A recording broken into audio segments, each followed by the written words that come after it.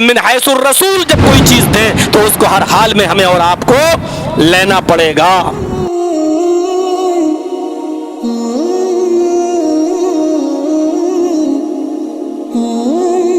اور پھر جب رسول من حیث الرسول جب کوئی چیز دیں گے اس کو کسی بھی حال میں چھوڑا نہیں جا سکتا. یہ بات ہمیں اور آپ کو ذہن میں رکھ لینا چاہیے. پھر بڑی سے بڑی شخصیتیں، بڑے سے بڑے بزرگ، بڑے سے بڑے علماء، بڑے سے بڑے مولوی، اگر ان کی بات نبی کی بات سے ٹکرا جائے تو پھر رسول کی بات کو لیا جائے گا اور نبی کی بات کو لیا جائے گا. لیکن نبی کے بعد، نبی کے علاوہ جن کی باتیں نبی سے ٹکرا رہی ہیں پھر ان کی بات کو نہیں لیا جائے گا اور چھوڑ دیا جائے گا. اس سلسلے میں بڑے بڑے اجلہ صحابہ کی دلیلیں موجود ہیں. اور آئیے میں ایک دلیل آپ کی طرف پیش کرتا ہوں. بخاری کے صفحات پر اس منظر کو دیکھیے. حضرت عمر رضی اللہ تعالیٰ عنہ ایک سفر میں ہیں اور حضرت عمار بھی ایک سفر میں ہیں. دونوں سفر میں ہیں اور دونوں کا گزر ایک جنگل سے ہوا، بیابان جنگل سے ہو رہا ہے. رات ہو گئی، خطرناک جانوروں کا سامنا کرنا پڑ سکتا ہے، اس لیے دونوں قدیم صحابیوں نے یہ سوچا اسی جنگل میں قیام کر لیا جائے، رات یہاں گزار لی جائے، صبح ہوگی تو شہر کی طرف نکلیں گے. حضرت عمر فاروق اور حضرت عمار دونوں اسی جنگل میں آرام کرنے لگتے ہیں، دونوں سو جاتے ہیں. فجر کی نماز پڑھنے کے لیے دونوں صحابی اٹھتے ہیں. بخاری شریف کے صفحات پر یہ منظر دیکھیے. حضرت عمر بھی فجر کی نماز پڑھنے کے لیے اٹھ رہے ہیں. حضرت عمر اور حضرت عمار یہ دونوں جب صبح فجر کی نماز پڑھنے کے لیے اٹھتے ہیں تو اتفاق دیکھیے دونوں ہی صحابی فجر کی نماز پڑھنے کے لائق نہیں رہے. میرا اشارہ آپ سمجھ رہے ہوں گے، دونوں ہی جنبی ہو گئے. انسان تھے، فطرت سب کے ساتھ لگی ہوئی ہے، ان کو بھی جنابت لاحق ہو گئی. حضرت عمار نے کہا میں کیا کروں؟ حضرت عمر نے کہا تم اپنی کہتے ہو، میرا بھی یہی حال ہے، کیا کروں؟ پانی نہیں ہے، اب کیا کیا جائے؟ حضرت عمار نے کہا مجھے مسئلہ معلوم ہے. حضرت عمر نے کہا اگر نبی اکرم صلی اللہ علیہ وسلم کا مسئلہ معلوم ہے اور نبی اکرم کی طرف سے کوئی چیز آئی ہوئی تو مجھے بھی بتاؤ، مجھے نہیں معلوم. حضرت عمار نے کہا اللہ کے نبی نے فرمایا اور قرآن کی آیت بھی موجود ہے فَإِن لَمْ تَجِدِ الْمَاءَ فَتَيَمَّمُوا صَعِيدًا، جب تمہیں وضو کے لیے پانی نہ ملے تو تم تیمم کر لیا کرو. حضرت عمر نے فرمایا اے عمار یہ تو وضو کے لیے تیمم کا معاملہ ہے، ہمیں وضو کے لیے نہیں، ہمیں تو غسل کی ضرورت پڑی ہے. قرآن کی آیت ہمیں یہ بتلا رہی ہے اور نبی اکرم کا فرمان بھی ہمیں یہ بتلا رہا ہے جب وضو کے لیے پانی نہ ملے تو تیمم کر لو. لیکن ہمیں وضو کی ضرورت نہیں، ہمیں تو غسل کی ضرورت ہے، ہمیں تو جنابت لاحق ہوئی ہے. اب غسل کے لیے کوئی وجہ ہو تو بتاؤ، کوئی مسئلہ معلوم ہو تو بتاؤ. حضرت عمار نے کہا نہیں مجھے یہی معلوم ہے. حضرت عمر نے ریجیکٹ کر دیا، نہیں یہ تو وضو کا معاملہ، ہمیں غسل کی ضرورت ہے. تو حضرت عمار نے کہا تو اب تو اس زمانے میں ٹیلی فون بھی نہیں تھا، فوراً رات کے 2 بجے معلوم کر لو جرجی صاحب بچہ پیدا ہوا کل کیا نام رکھوں. اس زمانے میں تو ٹیلی فون بھی نہیں تھا، یہ تار کا بھی زمانہ نہیں تھا چلو ایک ہفتے میں مسئلے کا جواب آ جائے گا، لیٹر کا بھی زمانہ نہیں تھا. اب کیا کیا جائے سوائے اس کے کہ اجتہاد اور سوائے اس کے کہ قیاس لگایا جائے، اس کے علاوہ اور کیا راستہ تھا؟ حضرت عمار نے کہا تو اس پر قیاس کر لیتے ہیں نا، وضو کی ضرورت ہے تو تیمم، چھوٹا تیمم کر لیتے ہیں، دونوں ہاتھ زمین پہ مارے، چہرے پہ مل لی، ہاتھ پہ مل لی، ہو گیا تیمم. لیکن ہمیں غسل کی ضرورت پڑی ہے تو بڑا تیمم کر لیتے ہیں. تو حضرت عمر فاروق نے کہا بڑا تیمم کیا ہوا؟ کہا بڑا تیمم یہ ہوا کہ ہم لوگ کپڑے اتارتے ہیں اور آپ ادھر چلے جائیے، میں ادھر کپڑے اتار کے مٹی میں لوٹتا ہوں اور اس کے بعد جب میں کپڑے پہن لوں تو آپ پھر مٹی میں لوٹ جائیے. پورا کا پورا مٹی میں لوٹنا، کپڑے اتار کر جسم کے پورے حصے پہ مٹی لگا لینا، مٹی میں لوٹنا. حضرت عمر فاروق نے کہا نہ یہ تو تم ایک نئی چیز نکال رہے ہو، مجھے خطرہ ہے کہ کہیں ایسا نہ ہو کہ اسلام کے اندر نئی چیز نکالنے کی وجہ سے کہیں ہم بدعت میں مبتلا نہ ہو جائیں۔ میں ایسا نہیں کر سکتا۔ حضرت عمار نے کہا میں ایسا کروں گا۔ حضرت عمر نے کہا تمہارا قیاس، تمہارا اجتہاد اگر یہ کہتا تو کرو۔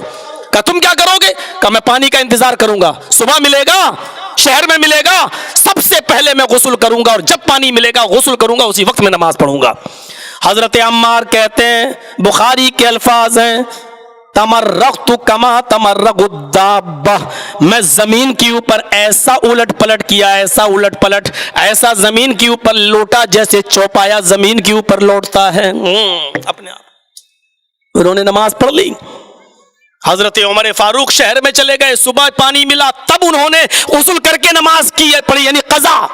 جب دونوں کا سفر ختم ہوا اور دونوں جب نبی اکرم صلی اللہ علیہ وسلم کے پاس پہنچے 2 4 5 6 دن کے بعد، تو دونوں نے اپنے اپنے سفر کا حال پیش کیا۔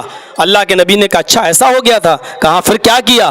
کہا اللہ کے نبی ان سے پوچھو انہوں نے کیا کیا۔ کہا عمار کیا کیا؟ حضرت عمار نے کہا اللہ کے رسول میں نے اپنے جسم کو پورا کا پورا زمین پر لوٹ لیا، اس میں ایسا لٹایا جیسے چوپایا لوٹتا۔ آپ نے کہا عمار تم نے غلط کیا۔ دیکھیے قیاس، اور وہ بھی ایک صحابی کا۔ حضرت نبی اکرم کیا کہہ رہے ہیں؟ عمار تم نے غلط کیا۔ حضرت عمر ہنس رہے ہیں، کہنا کہا تھا نا کوئی نئی چیز۔ اللہ، اب ان کو امید تھی کہ میرا قیاس بالکل ٹھیک رہا ہوگا، لیکن عمر نے بھی غلط کیا۔ کہا تو آپ اپنا بتاؤ، کہا آپ نے کیا کیا؟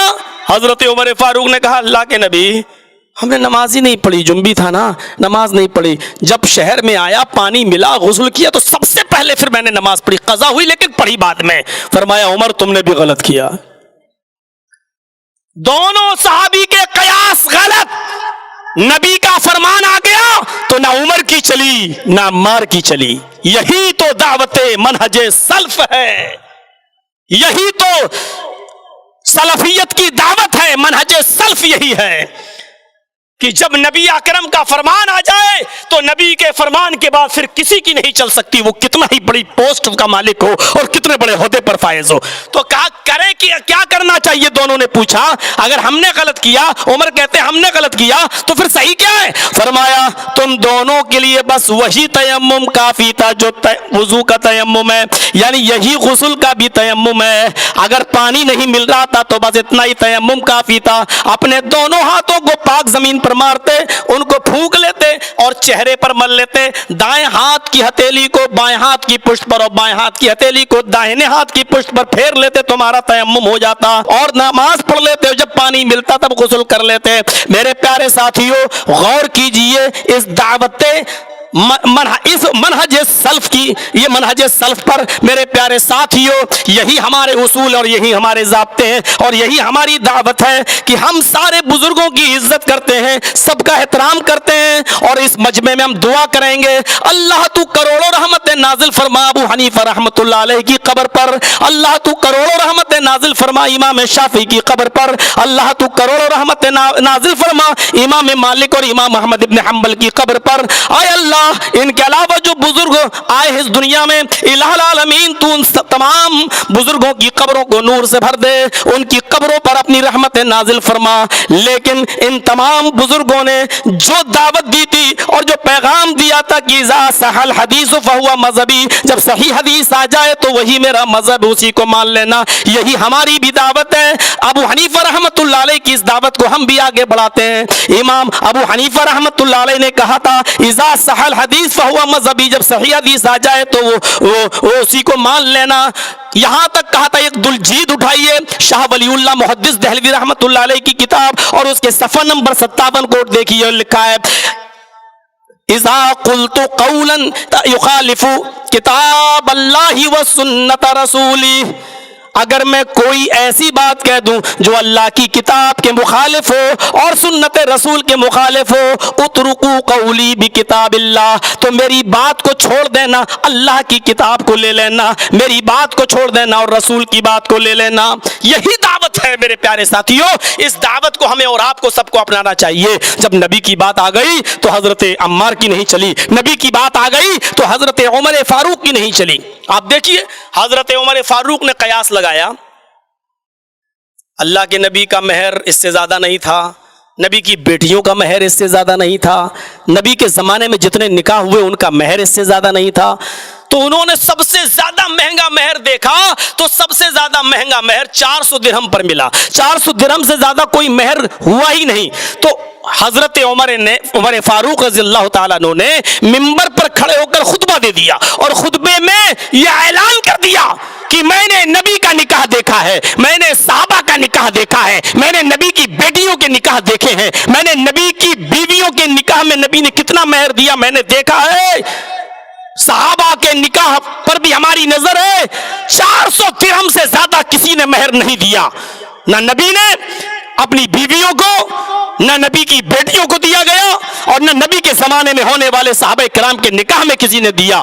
لہذا 400 درہم تک مہر کی جو متعینہ مقدار ہے اس کو میں باقی رکھ رہا ہوں۔ اگر 400 درہم سے زیادہ کوئی مہر دے گا تو میں اس کو چھین لوں گا اور بیت المال میں جمع کر دوں گا، جو غریبوں کے کام آئے گا۔ سنیے نوجوانوں، یہ تقریر کہاں ہو رہی ہے؟ منبر پر کھڑے ہو کر، اور کون یہ خطبہ دے رہا ہے؟ حضرت عمر فاروق رضی اللہ تعالیٰ عنہ۔ اور خطبے میں کیا کہہ رہے ہیں؟ خطبے میں کہہ رہے ہیں اگر کسی نے 400 درہم سے زیادہ اگر کسی نے اپنی بیوی کو مہر دیا تو وہ زائد مہر چھین لوں گا اور اس کو بیت المال میں جمع کر دوں گا، کسی بھی عورت کے پاس 400 درہم سے زیادہ مہر نہیں رہنے دوں گا، کیونکہ نبی نے اپنی بیویوں کو اور اپنی بیٹیوں کا مہر 400 درہم سے زیادہ نہیں رکھا۔ اتنا کہنا تھا۔ حضرت عمر نماز جمعہ پڑھاتے ہیں اور جمعے کا خطبہ دے کر جب منبر سے اترتے ہیں اور نماز پڑھاتے ہیں، سنیے نوجوانوں، جیسے ہی نماز جمعہ پڑھاتے ہیں اور ختم کرتے ہیں، السلام علیکم ورحمت اللہ، السلام علیکم ورحمت اللہ، ایک بوڑھی عورت مسجد کے اندر تشریف لاتی ہے، وہ موزے پہنے ہوئے ہے، ہاتھوں میں دستانے پہنے ہوئے ہے، وہ مسجد میں آتی ہے اور جھکی ہوئی نظروں سے کہتی ہے امیر المومنین آپ نے غلط فیصلہ دیا ہے، امیر المومنین مہر کے معاملے میں آپ نے غلط حکم دیا ہے، آپ کے حکم کو سب سے پہلے میں ریجیکٹ کرتی ہوں، نہیں مانتی۔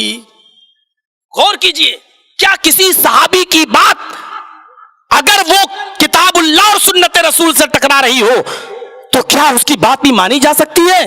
ذرا غور کرو، اس عورت نے مسجد کے اندر کہا امیر المومنین اپنے جملے واپس لو، آپ کی بات قرآن سے ٹکرا رہی ہے۔ حضرت عمر بیٹھے تھے، کھڑے ہو گئے، کہنے لگے اس خاتون کو اندر لائیے، با پردہ ہے، اے ماں کیا ہوا، میری غلطی بتا دے، میں نے یہ فیصلہ جو سنایا ہے کتاب اللہ کے خلاف کہاں ہے، حدیث رسول کے خلاف کہاں ہے؟ اس عورت نے کہا عمر امیر المومنین شاید آپ نے قرآن نہیں پڑھا، اور اگر پڑھا ہے تو شاید آپ کو یاد نہیں ہے، اللہ فرماتا ہے وَآتَيْتُمْ إِحْدَاهُنَّ قِنْطَارًا فَلَا تَأْخُذُوا مِنْهُ شَيْئًا، وَآتَيْتُمْ إِحْدَاهُنَّ قِنْطَارًا، اگر تمہارا شوہر تم میں کسی بھی بیوی کو ڈھیر سارا مال دینا چاہے، بہت سارا مال دینا چاہے، زمین و جائیداد اس کے نام الاٹ کرنا چاہے، سب کچھ دینا چاہے، جتنا مال چاہے، قنطارن بے شمار مال دینا چاہے، جتنا بھی مال دینا چاہے وہ دے سکتا ہے، فلا تاخذوا منہ شیئا، اور یہ بھی کہہ دیا کہ اس مال میں سے تم کچھ بھی نہیں لے سکتے، وہ عورت ہی کا حق ہے، وہ عورت ہی کے پاس رہے گا، عورت اس کی مالک ہے۔ اے امیر المومنین آپ نے یہ کیسے کہہ دیا کہ 400 درہم سے زیادہ عورت کو جو مہر دے گا میں اس کو چھین لوں گا؟ نہیں، آپ اپنے جملے واپس لیجئے۔ الفاظ ہیں حضرت عمر فاروق نے وہاں جمعے کے خطبے میں آگے بیٹھے ہوئے, آگے صف میں بیٹھے ہوئے لوگوں سے پوچھا, اس بوڑھی عورت نے جو بیان دیا ہے, جو قرآن کی آیت سنائی ہے, کیا یہ آیت قرآن میں موجود ہے؟ لوگوں نے بتایا ہاں. آئے امیر المومنین یہ آیت قرآن میں موجود ہے. حضرت عمر فاروق دوبارہ ممبر کے اوپر کھڑے ہوتے ہیں. سنو جمعہ کا خطبہ ہو چکا ہے, سنو جمعہ کا خطبہ ہو چکا. حضرت عمر اپنے جملے واپس لینے کے لیے دوبارہ ممبر کے اوپر کھڑے ہوتے ہیں اور کہتے ہیں اصابت امرات واخطا رجل, عمر سے غلطی ہو گئی اور اس عورت نے درست بات کی ہے. آج کے بعد اس عورت کے قانون کو مانا جائے گا. اس عورت نے جو قرآن کی آیت پیش کی, قرآن کی آیت کے آ جانے کے بعد اب عمر کا فتویٰ نہیں چلے گا. میں اپنے جملے واپس لے رہا ہوں. میرے پیارے ساتھیو, یہی تو دعوت سلفیت ہے, یہی تو منہج صحابہ ہے. سب کو مانو, سب کی عزت کرو, سب کا احترام کرو میرے بھائیو. لیکن جب بات رسول کی آ جائے اور کسی کی بات رسول کی بات سے ٹکرا جائے تو رسول کا ادب و احترام نہ چھوڑنے پائے, اور رسول کی بات کو سر سے نیچے نہ گرائیے, اور دوسروں کی بات اگر گر رہی ہے تو گر جانے دو, لیکن رسول اللہ صلی اللہ علیہ وسلم کی بات نہیں گرنی چاہیے. اور یہی اصول تو ہمیں قرآن نے بتایا ہے, یہی اصول تو ہمیں قرآن نے بتایا ہے. فلا وربک لا یؤمنون حتی یحکموک فیما شجر بینہم ثم لا يجدوا في انفسهم حرجا مما قضيت ويسلموا تسلیما. تیرے رب کی قسم, اے محمد صلی اللہ علیہ وسلم, آپ کے رب کی قسم, یعنی اللہ اپنی قسم کھا رہا ہے. اے محمد صلی اللہ علیہ وسلم, آپ کے رب کی قسم, یعنی مجھے قسم ہے اپنے عزت و جلال کی, یہ دنیا میں لوگ اس وقت تک مومن نہیں ہو سکتے جب تک کہ وہ آپ کے فیصلے کو, آپ کی زبان سے نکلنے والے فیصلے کو, آپ کی زبان سے نکل جانے کے بعد من وعن ہو بہو سیم ٹو سیم پوری طریقے سے تسلیم نہیں کر لیتے, ایکسپٹ نہیں کر لیتے, سویکار نہیں کر لیتے, یہ مومن نہیں ہو سکتے ہیں. اور آپ کا فیصلہ آ جانے کے بعد اپنے دل میں تنگی بھی محسوس نہ کریں. فیصلہ تو مان رہے ہیں لیکن دل میں یہ آ گیا, کاش یہ ایسا نہیں, ایسا ہوتا تو کتنا اچھا ہوتا, کاش ایسا نہیں, ایسا ہوتا تو کتنا اچھا. اگر اتنی سی تنگی بھی ہمارے دل میں آ گئی ثم لا یجدوا فی انفسہم حرجا مما قضیت, نبی کے فیصلے کے بعد اگر تنگی آ گئی تب بھی مومن نہیں. ویسلموا تسلیما, جب تک کہ آپ پوری طریقے سے اس کو تسلیم نہیں کر لیتے ہیں. مجھے آپ کے ٹائم کا بہت خیال ہے, میں قانون کو اپنے ہاتھ میں بھی نہیں لینا چاہتا, لیکن دل چاہتا کہ ایک واقعہ اور سنا دوں اور اس کے بعد میں اپنی بات کو آگے بڑھاؤں. ایک شخص حضرت عثمان کے پاس آیا, میں صحابی کی بات بتا رہا ہوں, یہ میں بتانے کی کوشش کر رہا ہوں جب قرآن اور حدیث آ گئی تو صحابہ اپنے مقدمے واپس لے رہے ہیں, اپنے جملے واپس لے رہے ہیں, اپنی باتیں واپس لے رہے ہیں. تو صحابہ سے بڑھ کر بزرگ اور کون ہو سکتا ہے, صحابہ سے بڑھ کر بااعتماد کون ہو سکتا ہے, اور صحابہ سے بڑھ کر یقین کس پر کیا جا سکتا ہے, ان سے بڑھ کر آئیڈیل اور نمونہ کون ہو سکتا ہے.